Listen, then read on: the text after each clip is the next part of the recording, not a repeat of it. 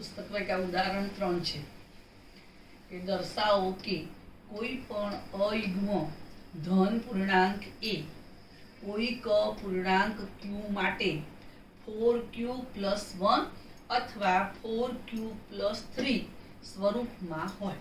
એટલે કોઈ પણ અયુગ્મ ધન પૂર્ણાંક હોય એને આપણે આ સ્વરૂપમાં શું કરી શકીએ છીએ, લખી શકીએ છીએ. બરાબર છે. q એ કોઈ પૂર્ણાંક છે.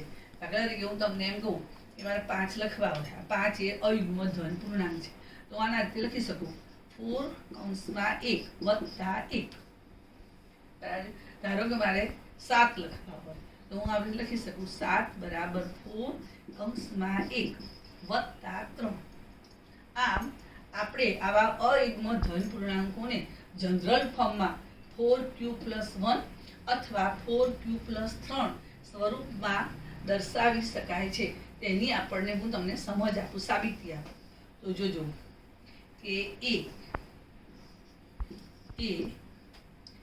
અયુગ્મ ધન પૂર્ણાંક છે. હવે આપણું યુક્લિડનું ભાગ પ્રવિધિનો પ્રમેય કે કોઈ પણ ધન પૂર્ણાંકો a અને b માટે અનન્ય ધન પૂર્ણાંકો q અને r એવા મળે જેથી a = dq + r થાય. જ્યાં આ ચિહ્નને જ્યાં બોલાય 0 નાનો છે r બરાબર નાનો છે b. આ વિધાન દરેક વિદ્યાર્થીને આવડવું જોઈએ. એના આધારે જ આ બધા સાબિત કરવાના પ્રશ્નો છે. હવે જોજો કે b બરાબર આપણે આ b બરાબર 4 લો, તેથી r બરાબર 0 1 2 3 મળે. હવે બરાબરથી આપણે 0 1 2 3 લઈશું તો a બરાબર b 4q + 0 બરાબર 4q. આ બરાબર 2 / 2q. આ શક્ય નથી કારણ કે એ અયુગ્મ ધન પૂર્ણાંક છે.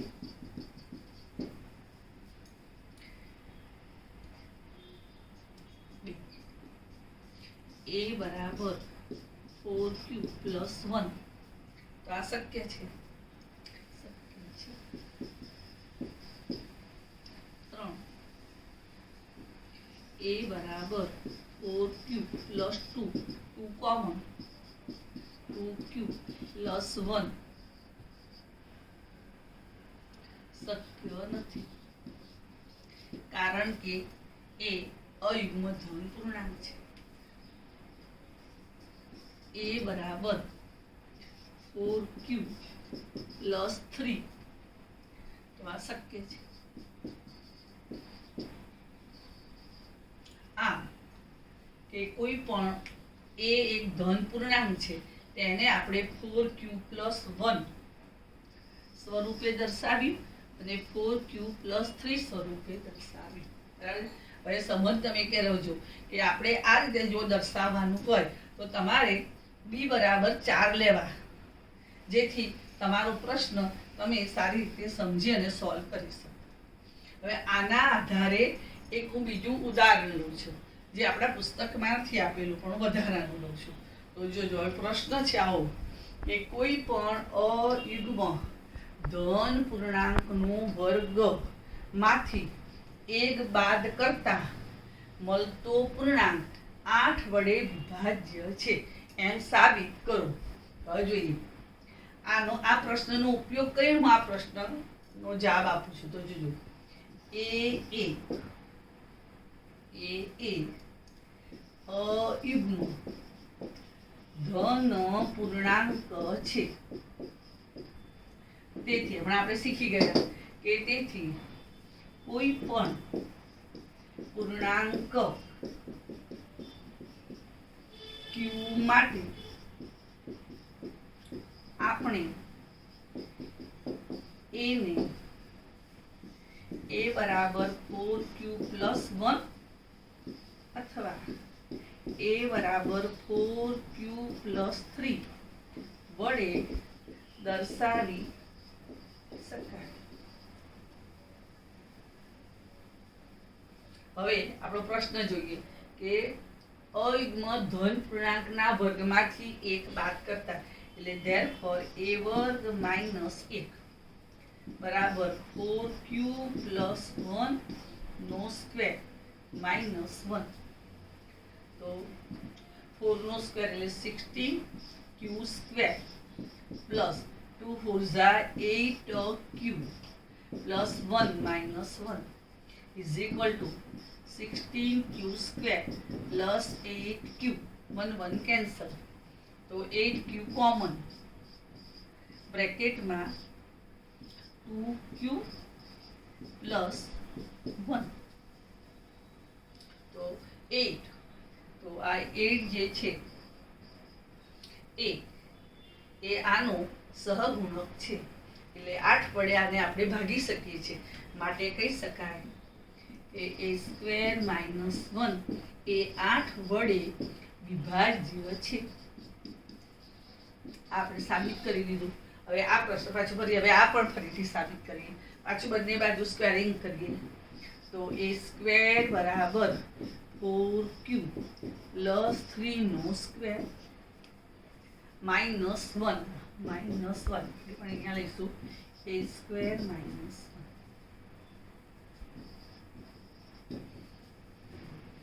તો 16q સ્ક્વેર, 3 2 જા 6 6 4 જા 24, એટલે 24q પ્લસ 3 સ્ક્વેર 9 માઇનસ 1, એટલે 16q square plus 24q plus 8 common, તો 2q square plus 3q plus 1. આમ a² - 1 એ 8 વડે વિભાજ્ય છે એમ કહેવાય. જોઈ લો આપણે ધોરણ 9 માં અસમય સંખ્યાઓનો અભ્યાસ કર્યો. તમને ખ્યાલ છે કે સમય તમે જાણો છો કે ધન પૂર્ણાંકો, પછી ઋણ પૂર્ણાંકો, પછી અપૂર્ણાંકો, એ બધી સંખ્યાઓને આપણે સમય સંખ્યાઓ કહી. બરાબર છે. સમય સંખ્યાઓમાં આપણે એવી સમજ આપી હતી કે કોઈ પણ સંખ્યાને શાંત દશાંશ અથવા પુનરાવર્તિત દશાંશ તરીકે દર્શાવી શકાય તો તે સંખ્યાને સમમેય સંખ્યા કહેવાય. અને આપણે એવા કેટલા ઉદાહરણો પણ લીધા હતા. તમે જાણો પણ છો કે ધારો કે હું લખું કે 15.1.5, બરાબર. હું લખું કે 3/4 તો 0.75. એ રીતે કોઈ પણ સંખ્યા આપણે લખીએ, ધારો કે 2.3 પુનરાવર્તિત દશાંશ, બરાબર. તો આવી બધી જે સંખ્યાઓ આવી, તો આ બધી સંખ્યાઓને આપણે સમય સંખ્યાઓ વડે ઓળખી. હવે અસમય સંખ્યાઓ વિશે આપણે શું કહ્યું કે જે સંખ્યાઓનું દશાંશ સ્વરૂપ આવૃત ન હોય, પુનરાવર્તિત ન હોય, બરાબર. તો જે ટર્મિનેટિંગ હોય, અને આને કહેવાય ટર્મિનેટિંગ અને recurring and terminating. Non terminating પણ રિકરિંગ, પણ નોન ટર્મિનેટિંગ ને નોન રિકરિંગ હોય એવા દાખલા તરીકે આવી હોય સંખ્યા, એટલે 0.01 001 001 00001. આ સંખ્યામાં પુનરાવર્તન થતું નથી, બરાબર. તો આ સંખ્યાને આપણે અસમય સંખ્યા કહીશું. પછી આપણે ગણિતમાં વર્ગમૂળમાં 2, તો વર્ગમૂળમાં 2 નું પણ આપણે ભાગાકારની રીતે આપણે એનું દશાંશ સ્વરૂપ મેળવેલું, અને તમે જોતા હતા કે એમાં પણ પુનરાવર્તન થતું ન હતું, બરાબર. તો આ વર્ગમૂળમાં 2, વર્ગમૂળમાં 3, પાય, આ વર્ગમૂળમાં 10, ઘનમૂળમાં 7, આ બધી સંખ્યાઓને આપણે ધોરણ 9 માં શીખી ગયા. આ બધી સંખ્યાઓને આપણે અસમય સંખ્યાઓ તરીકે ઓળખેલી અને એનો આપણે અભ્યાસ પણ કર્યો હતો, બરાબર છે. અને આ બધી સંખ્યાઓને આપણે ભાગાકારની રીતે આપણે શોધવા એનો મૂલ્ય પ્રયત્ન પણ કરેલો. હવે આપણે સાબિત કરવાનું છે કે હવે એવું સાબિત કરીશું કે વર્ગમૂળમાં 2 અસમય સંખ્યા છે, વર્ગમૂળમાં 3 અસમય સંખ્યા છે, કે ભાઈ વર્ગમૂળમાં 5 અસમય સંખ્યા છે, 2 ગુણ્યા વર્ગમૂળમાં 3 અસમય સંખ્યા છે. એવા બધા પ્રશ્નો આપણે હવે સોલ્વ કરીશું. એ સોલ્વ કરતા પહેલા, એ ઉકેલ લાવતા પહેલા આપણે આ પ્રમેય 1.3 નું જે વિધાન છે એનો પહેલા અભ્યાસ કરીશું. તો જુઓ, ધારો કે p એક અવિભાજ્ય સંખ્યા છે, તો ધન પૂર્ણાંક a માટે a વર્ગ એ p વડે વિભાજ્ય હોય તો એ પણ p વડે વિભાજ્ય છે. આ વિધાનની પહેલા હું તમને સમજ આપું, તમને ખ્યાલ આવે કે જોજો 7 કેવી છે, તો 7 અવિભાજ્ય સંખ્યા છે. 7 એ અવિભાજ્ય સંખ્યા છે, તમે જાણો છો, બરાબર છે. હવે જુઓ કે 196 એ કોનો વર્ગ છે, તો 14 નો વર્ગ છે, બરાબર છે. તો 196 એ 7 વડે વિભાજ્ય છે. 196 એ 7 વડે શું છે, વિભાજ્ય છે. જોજો કે 7 દુ 14, 7 અઠ્ઠા 56, એટલે 196 એ 7 વડે વિભાજ્ય છે. એટલે 14 નો વર્ગ, આમ આપણે કહી શકીએ કે આમ 14 નો વર્ગ એ 7 વડે વિભાજ્ય છે. તો 14 એ પણ 7 વડે વિભાજ્ય છે. આવા તમે ઘણા ઉદાહરણ લઈ શકો. દાખલા તરીકે એવું તમને કહું, જોજો કે પેલા 22 નો વર્ગ લો, કે 22 નો વર્ગ શું, તો કે 22 નો વર્ગ 484 એ 11 વડે વિભાજ્ય છે. તો હું એમ પણ કહી શકું કે તો 22 પણ 11 વડે વિભાજ્ય છે. આમ યાદ રાખો, આમ કે કોઈ પણ અવિભાજ્ય સંખ્યા માટે કોઈ પણ ધન પૂર્ણાંકનો વર્ગ આ અવિભાજ્ય સંખ્યા વડે વિભાજ્ય હોય તો એ સંખ્યા એ પણ p વડે, એટલે આ અવિભાજ્ય સંખ્યા વડે વિભાજ્ય છે. અમે તમને ઉદાહરણ આ બરાબર સમજી લો, બરાબર છે, કારણ કે આનો ઉપયોગ આપણે આની સાબિતીમાં કરવાનો છે. આ તમે બરાબર સમજી લો કે હું કહી શકું કે ભાઈ જો 14 નો વર્ગ 7 વડે વિભાજ્ય હોય તો 14 પણ 7 વડે વિભાજ્ય છે.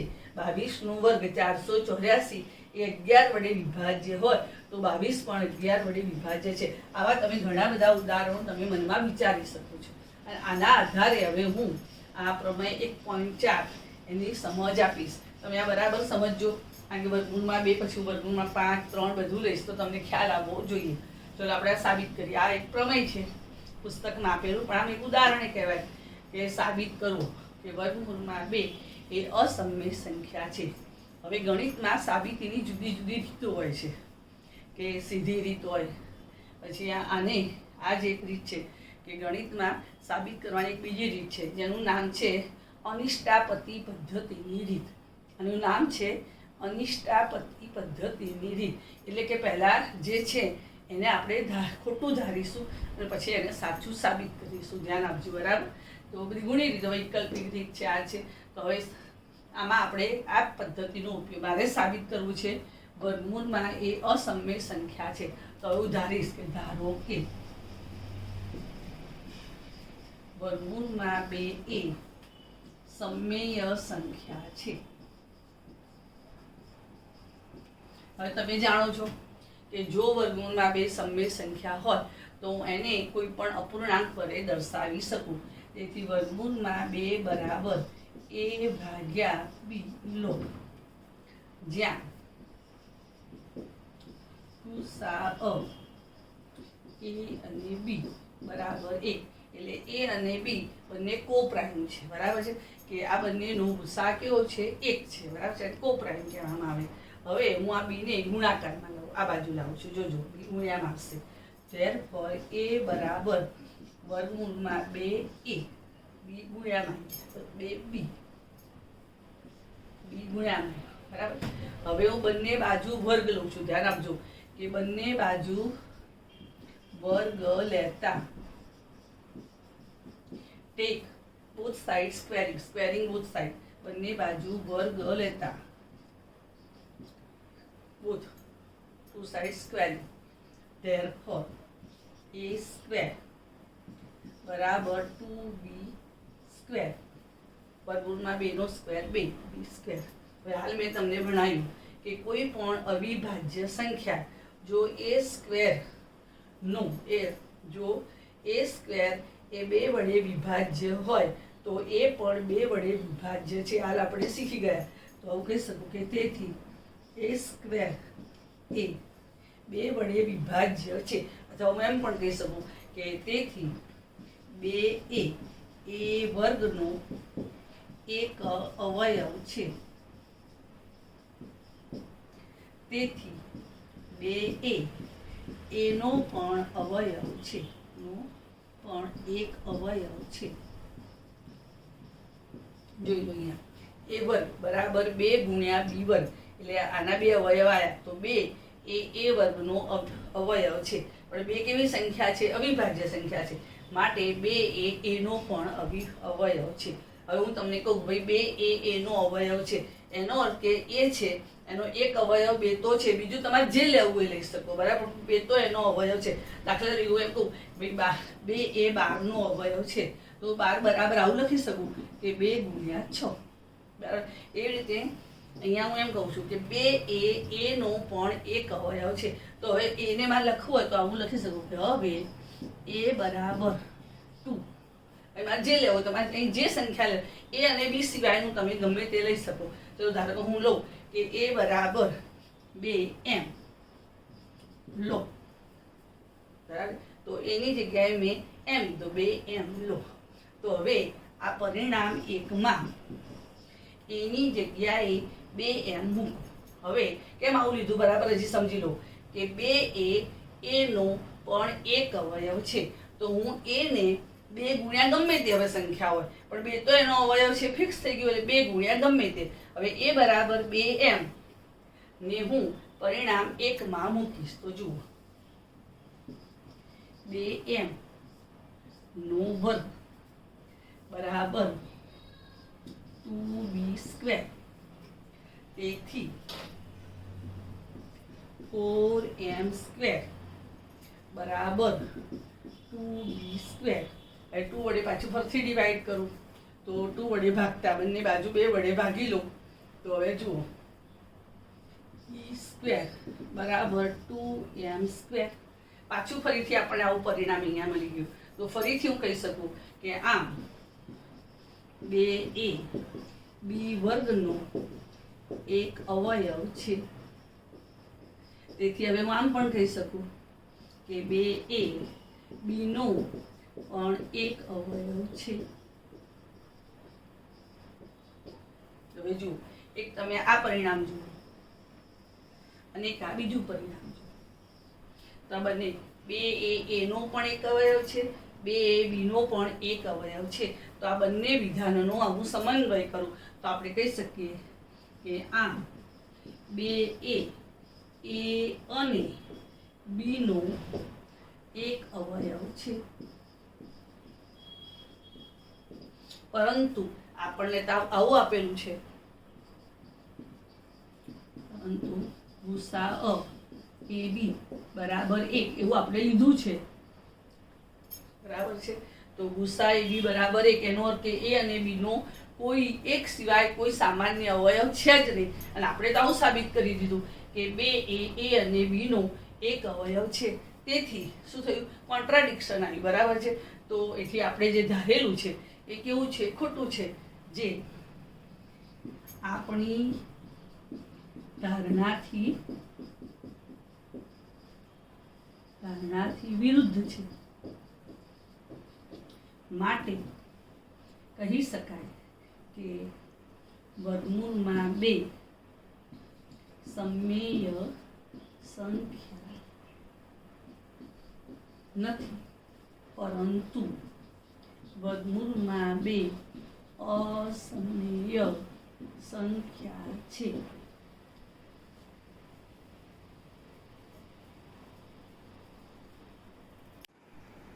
જો હવે આનો આ પ્રશ્ન છે એ ઉદાહરણમાં આપણે આ રીતે છે. આ ઉદાહરણ 9 તમારા પુસ્તકમાં આવું આપેલું છે, તમે જોજો. સાબિત કરો વર્ગમૂળમાં 3 એ અસમય સંખ્યા છે. જોજો આના આ જ પ્રશ્નમાં હું શું ફેરફાર કરું છું, કેવી રીતે ગણવાનું, તમને એટલા માટે સમજ આપું છું કે આ રીતે કોઈ પણ પ્રશ્ન પૂછાય તો તમને આવડી જવું જોઈએ. તો ધારો કે આ વર્ગમૂળમાં 2 ની જગ્યાએ શું લખીશું? બોલો હવે. વર્ગમૂળમાં 3 એ સમય સંખ્યા છે. તેથી બગડાની જગ્યાએ શું લખી દેવાનું? 3. કે તેથી વર્ગમૂળમાં 3 બરાબર a/b લો. આ રીતે લખી શકાય, જ્યાં ગુસા ab બરાબર 1. હવે a બરાબર આ b ના સાઈડ લાવો તો એ બરાબર શું થશે? 2 ની જગ્યાએ શું લખી દેવાનું? 3. બરાબર. હવે બંને બાજુ શું લેવાનું છે? વર્ગ લેવાનું.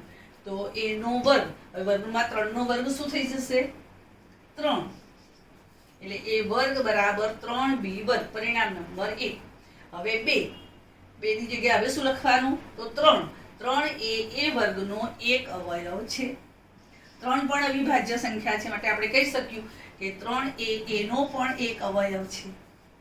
હવે a બરાબર આપણે અહીંયા 2 ની જગ્યાએ 3 m લઈશું. ધારો કોઈને m ના લેવો તો n લઈ શકે, t લઈ શકે, c લઈ શકે, a અને b સિવાયના કોઈ પણ અક્ષર લઈ શકે. હવે આપણે શું કરીશું? તો a બરાબર 3m ને શેમાં મૂકીશું? પરિણામ 1 માં. લો, ને પરિણામ 1 માં મૂક્યું. જોજો આ પરિણામ 1 છે, એમાં જે a છે એની જગ્યાએ મારે શું મૂકવાનું? 2 ની જગ્યાએ શું લખવાનું છે? હવે 3. અને અહીંયા 3b નો વર્ગ લખવાનો, એટલે 2 ની જગ્યાએ શું લખી દેવાનું? 3. બરાબર. હવે આ 3m નો વર્ગ કરું તો શું આવે? તો 9m નો વર્ગ. પાછું 2 ની જગ્યાએ મારે પાછું ફરીથી શું લખવાનું? તો 3. બંને બાજુ હવે પહેલા 2 વડે ભાગ્યા હતા, તો હવે કેટલા વડે ભાગવાના? તો 3 વડે. એટલે પાછું 2 ની જગ્યાએ શું આવી જશે? 3. આમ હવે શું કહી શકીશું? કે b વર્ગ બરાબર 3 ગુણ્યા m નો વર્ગ. માટે પાછું કહી શકીશું કે 3 એ b વર્ગનો એક અવયવ છે. ફરીથી તમે કહી શકશો કે 3 એ b નો પણ એક અવયવ છે. આમ 3 એ a અને b નો એક અવયવ છે, પરંતુ ગુસા ab શું આપેલું છે? 1. જે આપણે અહીંયા ab બરાબર 1 આપેલું ગુસા, પણ અહીંયા તો 3 આવી ગયું. તો જે આપણી ધારણાથી કેવું આવ્યું? વિરુદ્ધ છે. આપણે તો એનો એક સામાન્ય અવયવ 1 આવ્યો, તો અહીંયા તો સામાન્ય અવયવ શું આવી ગયો? બંનેનો 3 આવી ગયો. માટે આપણી ધારણા કેવી છે? આપણે જે જવાબ આવ્યો એ આપણી ધારણાથી વિરુદ્ધ છે. માટે તમે કહી શકો કે ભાઈ વર્ગમૂળમાં 3 એ સમય સંખ્યા નથી. તો પછી એ શું હોય? સમય ના હોય તો પછી કે ભાઈ અસમય હોય. એટલે વર્ગમૂળમાં 3 એ અસમય સંખ્યા છે. બરાબર. આની સંખ્યા કાં તો સમય હોય અને કાં તો શું હોય? અસમય. આપણે સાબિત કરી શકીએ ભાઈ સમય સંખ્યા નથી તો શું સાબિત થઈ જાય? કે અસમય છે. હવે તમને મેં આ ફરીથી આવું ઘૂસીને આવું કેમ શીખવાડ્યું તો સમજી લો કે તમને ખ્યાલ આવે કે ભાઈ વર્ગમૂળમાં 5 પૂછાય, વર્ગમૂળમાં 7 પૂછાય, વર્ગમૂળમાં 11 પૂછાય, વર્ગમૂળમાં 13 પૂછાય, કોઈ પણ આવી રીતે સંખ્યા પૂછાય કે ભાઈ અસમય સાબિત કરવાનું આવે તો જ્યાં જ્યાં મેં 2 મૂક્યા ત્યાં પછી ફરીથી 3 મૂક્યા. એમ હવે તમને ખબર બરાબર પડી જ ગઈ છે. તો હવે તમને આ પ્રશ્ન આવડશે. આ તમારા સ્વાધ્યાય 1.3 નો પ્રશ્ન 1 છે. હવે આપણે આ ગણીશું. બરાબર ધ્યાન આપજો. આ ફરીથી આમાં હું આવી રીતે ભૂસી લખતી નથી. આ કેમ ફરીથી ગણું છું? કે તમને પાછું બરાબર લખતા આવડે ને સ્વાધ્યાયનો પ્રશ્ન છે માટે. હવે તમે જ બોલજો કે પહેલા શું લખીશું? બોલો. તો ધારો કે લખીશું. બોલો. વર્ગમૂળમાં 5 એ સમય સંખ્યા છે. સમય સંખ્યા છે એટલે કોઈ પણ અપૂર્ણાંક સ્વરૂપમાં દર્શાવી શકાય. તેથી વર્ગમૂળમાં 5 બરાબર a/b લો, જ્યાં a અને b નો ગુસાઅ બરાબર 1. બરાબર છે. અને ઇંગ્લિશમાં એમ પણ કહી શકે કે એ અને બી કો પ્રાઇમ છે. ઇંગ્લિશમાં એને કો પ્રાઇમ કહેવાય. અને આવું HCF ઓફ AB = 1 લખો તો પણ ચાલે. હવે તમે શું કરીશું તો બીને ક્યાં લાવીશું અહીંયા ગુણકમાં. ધેરફોર A બરાબર વર્ગમૂળમાં 5B. હવે બંને બાજુ સ્ક્વેરિંગ કરીએ, બંને બાજુ વર્ગ કરીશું તો A નો સ્ક્વેર બરાબર 5B નો સ્ક્વેર. પરિણામ નંબર 1. આમ પાછું શું આવી ગયું તો A ના વર્ગના 2 અવયવ આવે 5 ગુણ્યા B વર્ગ. માટે કહી શકીશું કે 5A A વર્ગનો એક અવયવ છે. તેથી કહી શકાય કે 5A A નો એક અવયવ છે. હવે 5 જો A નો એક અવયવ હોય તો A નો એક અવયવ તો 5 અને બીજો કોઈ પણ હોઈ શકે, ગમે તે હોઈ શકે. બરાબર છે. તો એની જગ્યાએ આપણે મૂકીશું A બરાબર 5C. હવે ચાલો હું C મૂકું કે A બરાબર 5C લો. બરાબર છે. જ્યાં લો અને A બરાબર 5C ને પરિણામ 1 માં મૂકો. હવે જ્યાં A છે ત્યાં 5C મૂકો તો 5C નો વર્ગ બરાબર 5B વર્ગ. તેથી 25C સ્ક્વેર બરાબર 5B સ્ક્વેર.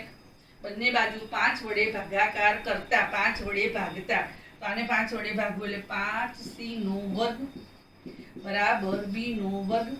5 વડે ભાગતા હવે B વર્ગ બરાબર 5C નો વર્ગ.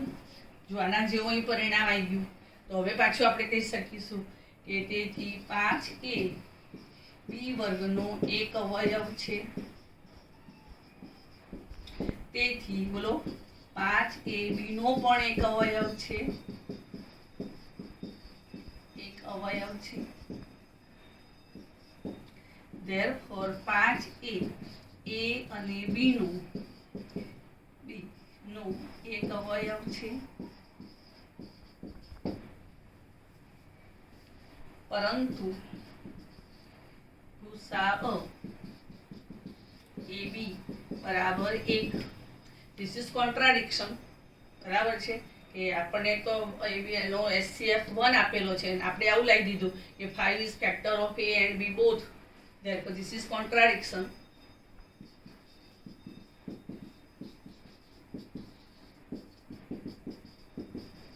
એટલે કે આ આપણી ધારણાથી કેવું છે વિરુદ્ધ છે.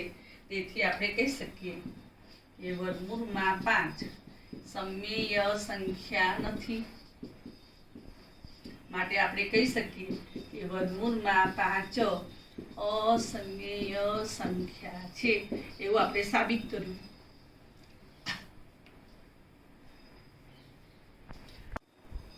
આ વખતના બોર્ડની પરીક્ષામાં આવો પ્રશ્ન પૂછાયો હતો કે સાબિત કરો કે 5 ને બદલાઈને આપી દીધું વર્ગમૂળમાં 7 અસમમેય સંખ્યા છે.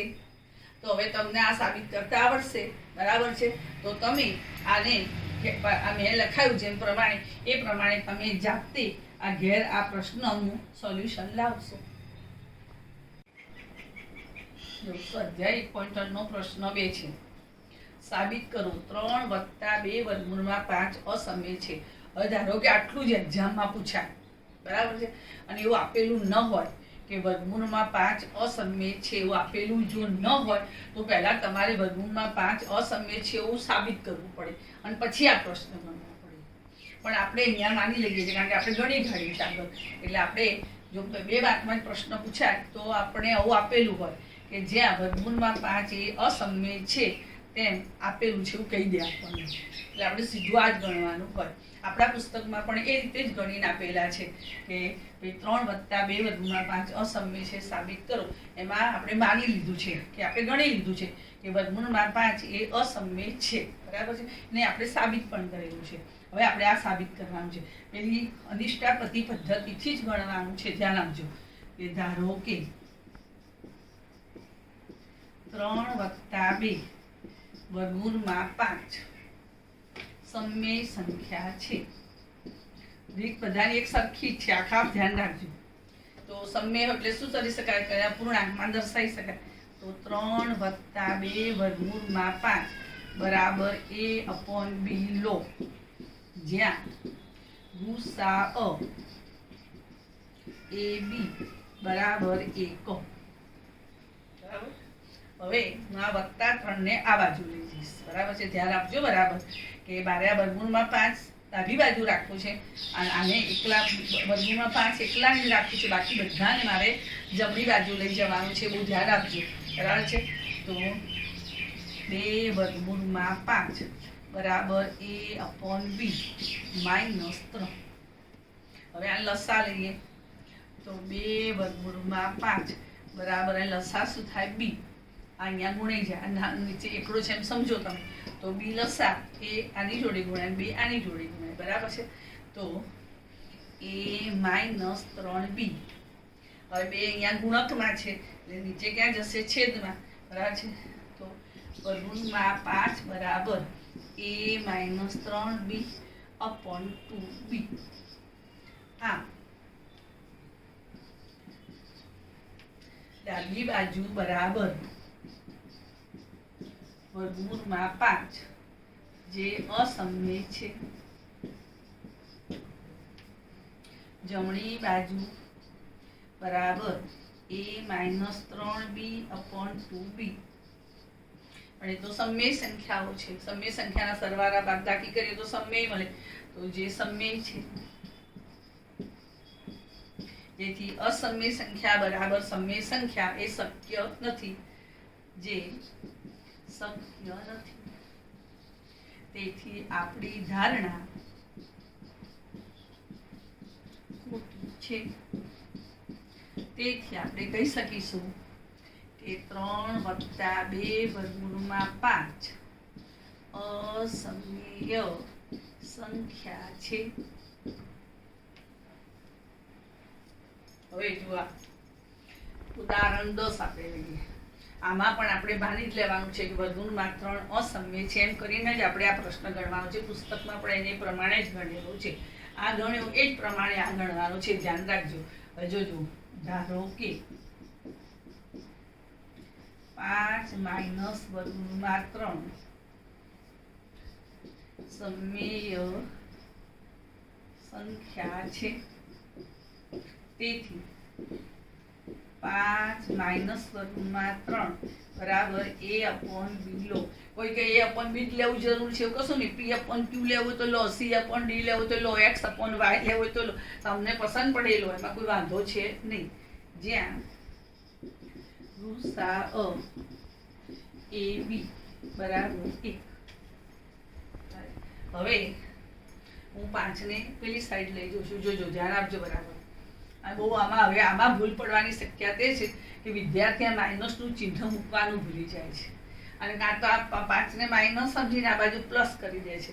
આ બહુ સમજવા. કાં તો તમે આ માઇનસને આ સાઈડ લઈ જાઓ, આને આ સાઈડ લાવો. બરાબર સમજી લો કે -વર્ગમૂળમાં 3 આ સાઈડ લઈ જાઓ અને આ પ્લસ છે તો આ બાજુ લાવો, માઇનસ થાય. એમ ન કરવાનું. જો તમારે 5 ને આ બાજુ લઈ જવા હોય તો આ માઇનસનું ચિહ્ન અહીંયા રહે. ખાસ ધ્યાન રાખજો ભાઈ, ભૂલ ના થાય.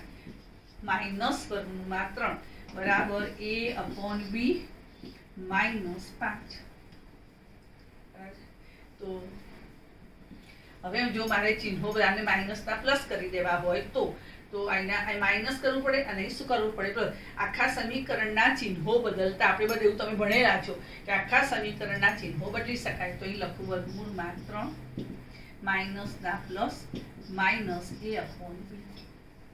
હવે therefore વર્ગમૂળમાં 3 બરાબર b લસા 5b -1. આમ જોઈ લો કે ડાબી બાજુ અસમય સંખ્યા છે અને જમણી બાજુ કેવી સંખ્યા છે? સમય છે. આમ વર્ગમૂળમાં 3 એ અસમય છે, જ્યારે 5b -a/b સમય છે, જે શક્ય નથી.